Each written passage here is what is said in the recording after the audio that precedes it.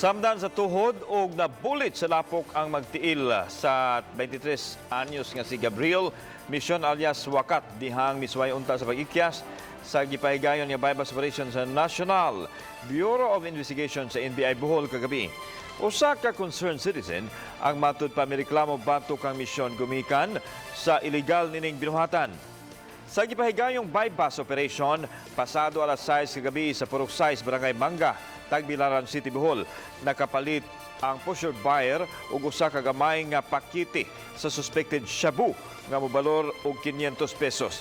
Dihang nakamatngon si misyon nga usa ka pusher buyer ang iyang katransaksyon, minagan kini apan na corner na sa mga otoridad.